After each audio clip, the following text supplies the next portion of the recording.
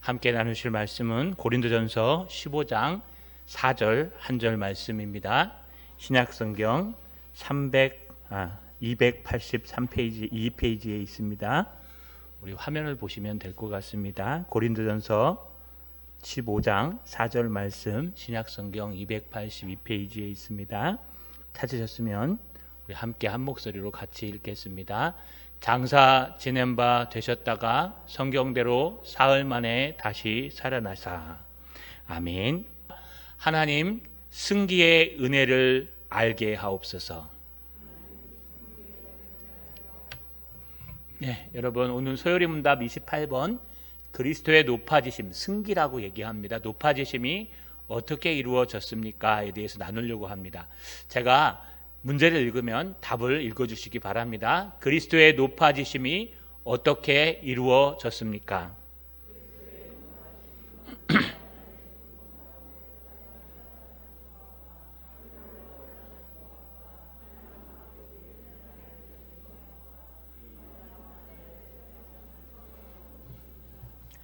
여러분, 예수 그리스도를 안다는 것은 예수 그리스도가 누구신지 알아야 하며 또 그분의 하신 사역을 아는 것입니다. 예수 그리스도가 누구이신가? 우리의 구세주이시고 우리의 구주이십니다. 그렇다면 그는 어떤 일을 하시는가? 그리스도의 사역을 감당한다고 말씀드렸습니다. 그래서 그리스도는 왕, 선지자, 제사장의 직분을 지금도 감당하고 계시고 예전에도 감당하고 계셨습니다. 그렇다면 이런 그리스도의 직분을 어떤 상태로 감당하셨는가? 여러분, 우리가 상태가 중요하죠. 뭔가 체육대회를 하거나 운동을 할 때요, 우리 몸 상태가 안 좋으면 잘 못합니다. 그렇지 않습니까? 몸이 안 좋은데 만약에 여러분한테 뭐 달리기를 하라 그러면 굉장히 힘들고 어렵습니다. 저도 왼쪽 발목이 한번 다치고 난 다음에 회복이 안 돼가지고요, 그 좋아하는 족구도 못하고 또 아무것도 못해서 지금 뭐 노예 체육대회가 있는데도 거의 배제됐습니다. 참 처참하고 답답합니다. 앉아서 응원만 해야 되고 먹기만 하다 와야 되니까. 근데 여러분, 이렇게 우리 몸 상태, 우리의 환경 상태가 굉장히 중요합니다. 근데 이 그리스도의 직분을 감당하는 예수님께서는 이 상태를 초월하신 것 같습니다. 왜냐하면 그의 낮아지심을 우리가 지난번에 살펴보았는데, 그의 낮아지심은요, 채찍에 맞으시고 고난을 받으시고 십자가에 달려 죽으시고 이런 모든 어려움들이요, 가만 보면은 이 땅에서 평범하게 산 사람보다 더 어렵습니다. 그래서 예수님의 낮아지심을 생각하면 우리가 위로를 받고 힘을 받고, 예수님도 저렇게 욕먹고 살으셨는데, 또 예수님도 때로는 눈물도 흘리셨는데, 예수님도 때로는 힘들으셨는데 라고 생각하면 큰 위로가 됩니다. 그런데요, 우리가 놓치는 게 하나 있습니다. 무엇을 하고 얘기하냐 하면 부활신앙이라고 얘기합니다. 우리는 십자가의 능력과 은혜도 알아야 되지만, 그것이 우리에게 위로를 주지만, 또 주님께서 높아지신 상태인 승기의 상태이신 부활하시고 하나님의 우편에 앉아 계셨다가 여러분 재림하러 오시는 이 모습도 우리가 꼭 기억해야 됩니다. 고린도전서에 보시면 부활이 없다면 이 땅에서 예수 믿는 사람들이 가장 불쌍하다고 얘기했습니다. 사도 바울은.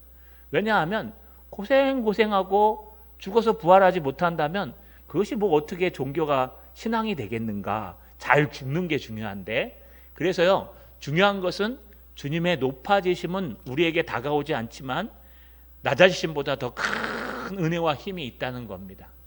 오늘 네 가지로 살펴보려고 합니다. 사흘 만에 죽은 자 가운데서 다시 살아나시는 부활, 하늘에 올라가시는 승천, 그 다음에 하나님 우편에 앉아 계시는 좌정, 그 다음에 마지막 날 세상에 심판하러 오실 재림, 요 네 가지에 대해서 우리 두 부류로 나눠서 한번 살펴보려고 합니다. 따라 읽겠습니다. 부활하심과 승천하심. 한 번 더요. 부활하심과 승천하심. 여러분, 그리스도의 재림은요, 바로 재림이 아니라 부활하심에서부터 승기가 시작합니다. 십자가에 달려 죽으시고 라고 하는 것부터 우리가 살펴보면요, 주님께서는 십자가에 달려 죽으셨습니다. 그러나 완전히 죽지 아니하시고 장사한 지 사흘 만에 죽은 자 가운데서 다시 살아나셨습니다. 여러분, 이 부활이 얼마나 큰 은혜일까요? 바로 이 장사 지낸 바 되셨다가 사흘 만에 다시 완전한 죽음에서 살아나셨다는 건 사망을 이기셨다는 겁니다. 여러분, 이 사단 마귀가 우리를 공격하는 최고의 무기가 뭔지 아십니까? 바로 죽음입니다. 사망. 사망에 대해서 얘기하면 어느 누구 하나 두려워 떨지 않는 사람이 없습니다. 물론 우리 예수 믿는 사람들, 믿음이 돈독한 사람들은요, 죽음이 별로 무섭지 않을 수 있습니다. 그래서 존 오웬이나 또 많은 스펄전이나 이런 사람들은요, 죽을 때 죽음아 얼른 나에게 오다오, 내가 하나님 나라에 갈 수 있게 라고 하면서 죽었다고 합니다. 이 정도로 믿음이 심도 있게 깊어지면요, 죽음이 별로 두렵지 않을 겁니다. 그러나 아직 저는 그 정도는 아닌 것 같고, 여러분도 아마 그 정도 되신 분들은 많이 없으실 겁니다. 죽음이라는 것이 다가오면요, 두렵습니다. 그래서 어르신들이 하는 말을 절대로 믿지 말라는 게, 아이고 빨리 죽어야 되는데, 빨리 죽어야 너희가 편한데, 그러면 아이고 어머니 빨리 가십시오. 그러면 큰일 납니다. 오래오래 사셔다 가야 됩니다 라고 말씀하셔야 됩니다. 그 정도로 여러분, 이 죽음은 우리에게 공포요, 여러분 죽음에 대한 답을 갖고 있는 것 같지만 실제 우리가 여러분 준비하지 않으면 죽음에 대해서 떨릴 수밖에 없습니다. 그러나 예수님은 죽음을 이기셨습니다. 그렇기 때문에 우리도 죽음을 이길 수 있습니다. 어떻게 해요?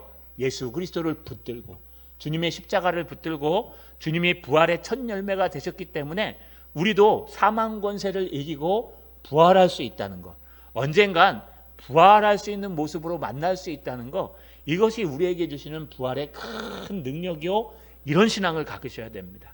부활의 신앙. 부활의 신앙은요, 죽어도 살겠고 무릇 살아서 믿는 자는 영원히 죽지 아니하리라. 이것을 너희가 믿느냐라고 물어보신 예수님의 대답에 아멘, 믿습니다. 내가 비록 지금 고통스럽고 힘들더라도 우리는 언젠간 가장 아름다운 모습으로 부활할 것을 믿습니다. 자, 여러분, 부활의 소망을 가지셔야 됩니다. 또 하나는요, 승천입니다.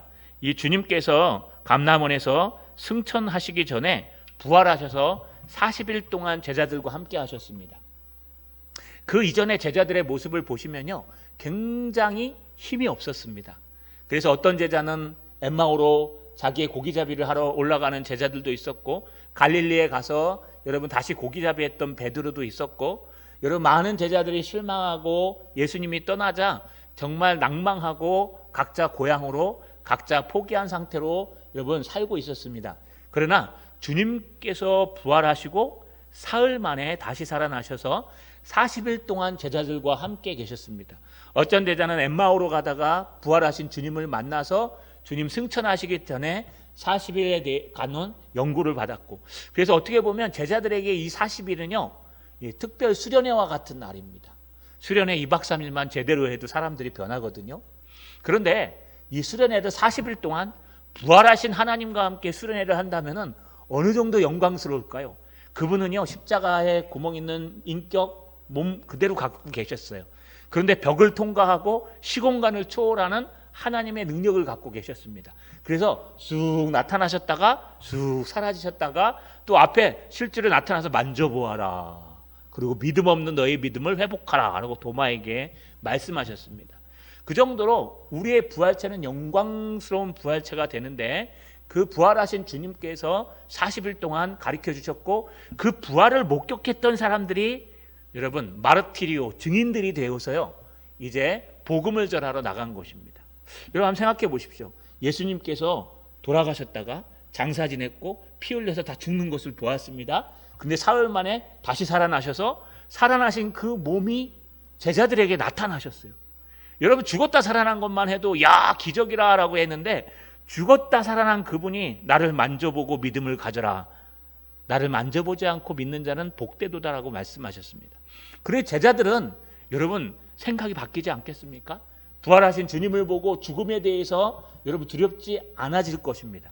그래서 예수님의 12제자, 여러분 물론 가룟 유다는 자살했지만 나머지 거의 대부분 90% 이상이 다 순교했습니다. 이 순교만 보더라도 주님의 부활은 사실입니다. 여러분, 사도 요한이 순교하지 않았는데 순교 안 했을까요? 아니요.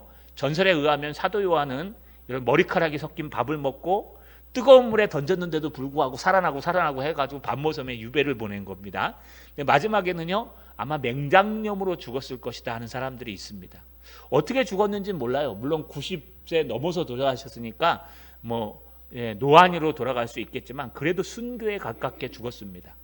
마찬가지로 대부분 제자들이 순교했다는 것은 이 부활하신 주님을 보았기 때문에 그래요. 여러분 기도하십시오. 부활의 주님을 만나게 하옵소서. 주님의 십자가야 고난에 동참하는 것도 중요하지만 부활의 주님을 만나서 부활의 주님과 함께 하는 것이 굉장히 중요합니다. 이 주님께서요, 제자들이 보는 앞에서 승천하셨습니다. 승천하시면서 올라간 그대로 다시 오신다고 말씀하셨어요. 그래서 구름 타고 내려오신다는 뜻이 이런 뜻입니다. 여러분, 주님은 올라간 그대로 다시 내려오실 것입니다. 그렇다면 이 승천하신 주님께서 하늘에서 뭐하고 계실까요? 이 승기 중에 또 두 가지가 등장합니다. 따라 읽겠습니다. 우편에 앉으심과 재림하심. 한 번 더요. 우편에 앉으심과 재림하심. 하나님 우편에 앉아 계셨다가, 그러니까 사도신경이요, 우리의 신앙 고백입니다. 하나님 우편에 앉아 계신다. 이렇게 좀 인간적으로 보면 넘버 2 정도 되어 보이지 않습니까? 넘버 1은 하나님이시고 넘버 2가 예수 그리스도시고, 우리 이렇게 이해하면 안 됩니다. 하나님 우편이라는 것은 하나님과 삼위일체 하나님이신데, 그럼에도 불구하고 하나님은 하나님이 쓰시는 오른쪽, 우파, 좌파 이렇게 표현하시죠. 오른쪽에 서서 하나님의 일을 감당하고 계신다는 겁니다. 그런 하나님 우편에 앉으셔서 무엇을 하고 계실까요? 첫 번째는요, 천국에 여러분 있을 곳이 있도록 마련하고 계신다고 약속하셨어요. 또 두 번째는요, 우리를 위해 중보 기도하고 계신다고 말씀하셨어요. 세 번째는요, 여러분 이제 재림을 위해서 준비하고 계신다고 얘기하셨습니다. 그냥 우편에서 놀고 계시는 거 아닙니다. 하나님께서요, 하나님 우편에 예수님께서 이제 여러분들을 위해서 중보하시는 거예요. 여러분들이 어렵고 힘든 일을 당했을 때, 주님, 우리 김유선 목사가 지금 많이 힘들답니다. 좀 위로해 주시고 도와주십시오. 오늘 이런 잘못을 했답니다. 예수님의 이름으로 기도하니 용서해 주십시오 하면서 계속 중간에서 중보하는 겁니다. 그래서 원래 중보는요, 예수님한테만 붙이는 호칭이어서 우리는 도고라고 얘기하자고 했는데 중보를 쓰셔도 크게 문제는 없습니다. 여러분, 이런 중보 기도를 하나님 우편에서 지금도 하고 계신다는 거예요. 여러분 한 사람 한 사람들의 생각을 보고 환경을 보고 하고 계십니다. 이것이 우리에게 큰 위로가 되죠. 여러분 혼자가 아닙니다. 여러분 일거수일투족, 여러분 형편은 우리 알 수가 없어요. 그러나 주님께서 하나님 우편에서 중보하시기 때문에 다 알고 계시는 겁니다. 마지막 세 번째는요, 재림하시는 겁니다. 이 땅에 틀림없이 주님의 재림하심이 있습니다.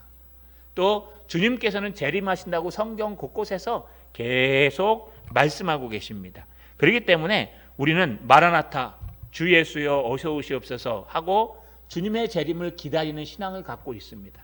천국이 어떻게 될지 모릅니다. 새하늘과 새 땅, 이 신천지라는 뜻인데요, 이 신천지가 이걸 쓰는 바람에 신천지가 굉장히 안 좋은 이름으로 돼 있는데, 여러분 좋은 말들은 다 이단들이 갖다 썼어요. 영생교.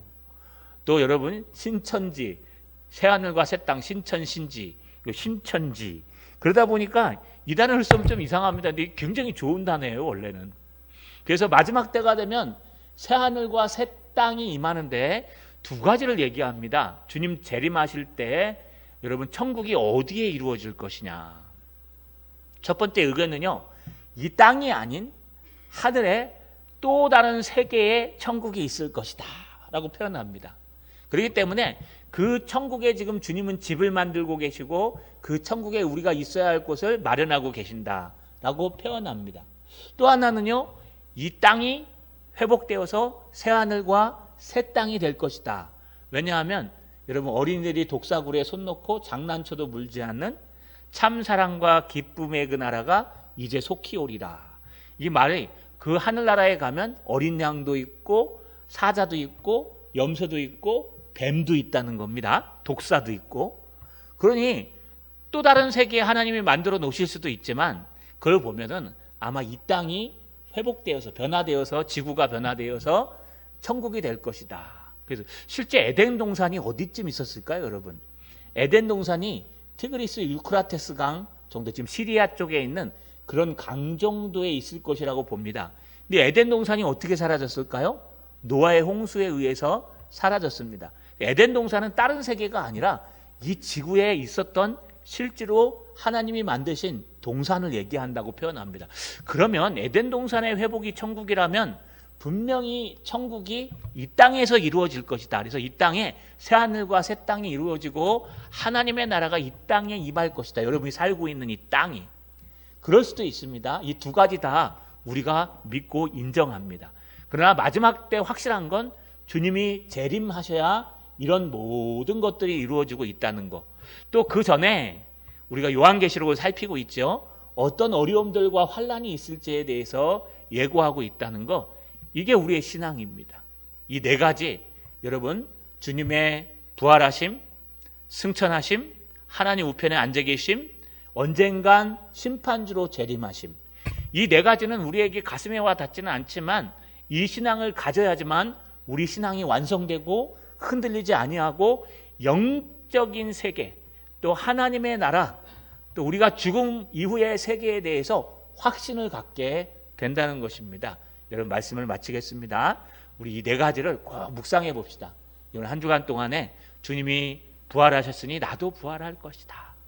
주님이 승천하셔서 하나님 우편에서 지금도 우리를 위해 중보하고 계시고 지금도 우리를 위해 기도하고 계시고 천국에 자리를 마련하고 계시고 또 언젠가 재림할 날을 정하고 계셔서 주님이 틀림없이 재림하셔서 심판주로 재림하셔서 우리가 어느 곳에 있든지 나팔 불 때 우리의 이름을 호출해 주실 것이다. 그 영광스러운 부활신앙을 갖는 저 여러분 되시기를 주님의 이름으로 간절히 소망합니다. 우리 따라 읽고 마치겠습니다. 제가 문제를 읽으면 답을 읽고 제가 기도하겠습니다. 그리스도의 높아지심이 어떻게 이루어졌습니까?